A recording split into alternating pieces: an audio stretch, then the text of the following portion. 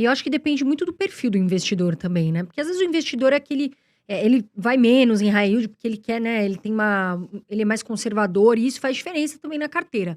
Agora, a gente viu esse momento ruim, né? Para os fundos de papel DEVA, HC, TR11, enfim, até o Iridium, que é um fundo super, tem liquidez, super conhecido, caírem. O que aconteceu? Porque tem muita gente que tem essa dúvida. E você acha que agora vale a pena investir? O que você pensa sobre isso? Eu acho que o momento inspira cuidados, né? Por que eles caíram tanto? Porque eles tiveram inadimplência, né? Então, são fundos, especificamente o HCTR, o Hectare e o DEVA, são fundos que tinham investimento basicamente em CRIs, que são títulos que financiam empreendimentos imobiliários. E CRIs lastreados em operações imobiliárias que trazem um componente de risco adicional. Quando o juro subiu muito, os empreendedores que tomaram essa dívida começaram a ter dificuldade de pagar. Pagar em dia, né? Pagar em dia e, consequentemente, o dividendo caiu. Então, sem me aprofundar no detalhe de cada fundo, mas eu acho que, como eu disse, né? Às vezes você acha que, não, o dividendo é o mais importante. Pô, mas esse dividendo, ele é sustentável? Não é sustentável? Faz sentido comprar esse risco ou não? Às vezes a pessoa compra porque fala, tá pagando 1,2% de dividendo.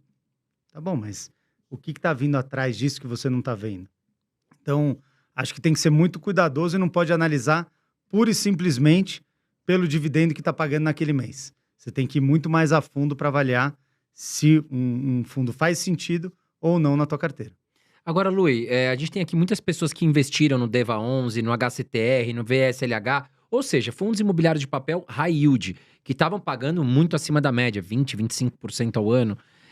E aí, a gente viu recentemente alguns calotes acontecendo, isso é público, os próprios fundos imobiliários já colocaram isso dentro do seu RI, nos fatos relevantes. Agora sim, as pessoas têm medo do seguinte, poxa, eu já tomei um prejuízo de 40%, né, no valor da cota. O cara fica ali segurando, né? Poxa, mas uma hora vai voltar. Você acha que isso é uma boa estratégia ou vale a pena ele pensar em fazer uma rotatividade de fundos ali? Então, também não dá para ser uma regra isso, né? Você pega um fundo que tem um grande prédio comercial e aí, por uma pandemia ou algum outro motivo, 50% do prédio é devolvido. O dividendo vai cair pela metade. As cotas, os investidores começam a olhar e falar, tô pagando menos, começa a vender e o preço desaba. Aí você fala assim, eu compro esse fundo agora por 50% do valor patrimonial? Compra. Alguma hora, quer dizer, se o prédio é bem localizado, é um bom prédio. Tem qualidade, né? Se é um bom imóvel, compra. Agora, vamos supor que você tinha 2 prédios, um prédio pegou fogo, sumiu. Aí você fala assim, perdeu o fundamento. Se caiu pela metade, talvez agora ele vale a metade. Exato. Então, esse negócio de, não vou segurar porque um dia volta, não necessariamente. Tudo depende, no caso de fundos de papel, tudo depende da capacidade efetiva do gestor recuperar aquele crédito. Via de regra, esses créditos têm garantia real por trás, então tem imóveis, então é possível, provável que ele recupere parte dos créditos, ou eventualmente até o crédito integral, mas é mais difícil de prever.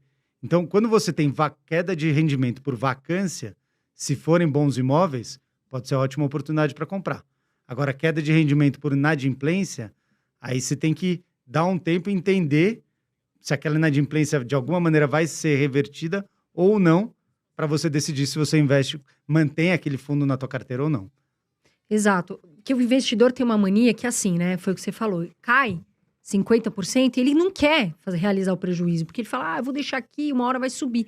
E foi o que o Lui falou. O que eu penso sobre isso, né?